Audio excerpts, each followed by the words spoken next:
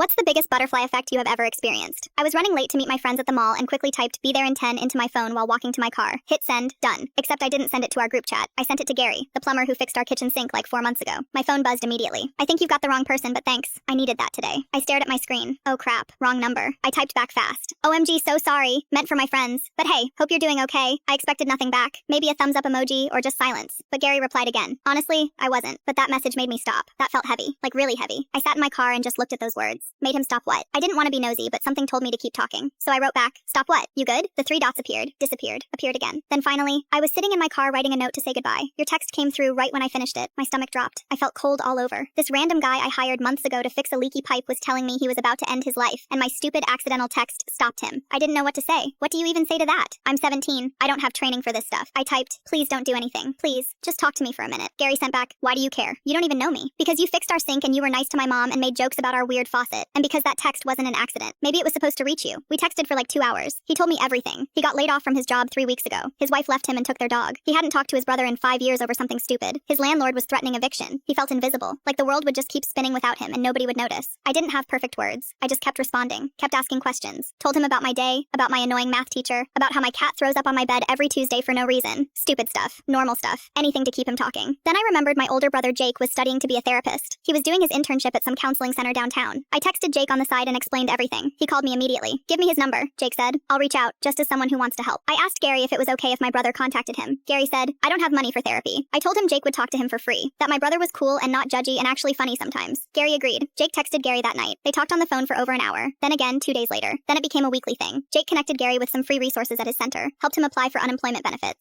Sent him job listings, just checked in constantly. My friends asked why I bailed on them that day. I made up some excuse about car trouble. I didn't tell anyone except Jake what really happened. It felt too private, too big. Months went by. I honestly kind of forgot about it because life got busy with school and college applications and prom drama. Then one afternoon, Jake came home grinning like crazy. Remember Gary? He asked. The plumber guy? Yeah, why? He just finished training to become a crisis counselor. He's volunteering at our center now. I just stood there holding a bag of chips, completely frozen. Wait, what? Jake showed me a photo on his phone. Gary standing with a group of people at some certificate ceremony, holding up this official-looking paper. He looked different, healthier. He was smiling. He told me to tell you that your accidental text saved his life, Jake said, and now he's using his experience to help save others. I started crying right there in our kitchen, like ugly crying. Jake hugged me and said, you did that. You didn't ignore a stranger. You cared. But here's the wildest part. Last month, my friend Becca was going through something really dark. She wouldn't tell anyone what was wrong, but I could see it. She stopped sitting with us at lunch, stopped posting online, just disappeared into herself. I remembered Gary. I remembered that sometimes people just need someone to notice, to reach out, to care when it doesn't make sense to care. So I texted Becca, hey, I see you, and I'm here, whatever it is. She called me that night crying, told me everything about her parents' divorce and how her dad moved out and how she blamed herself. We talked for hours. I didn't have solutions. I just listened, just like I did with Gary. Becca's doing better now. She started seeing the school counselor.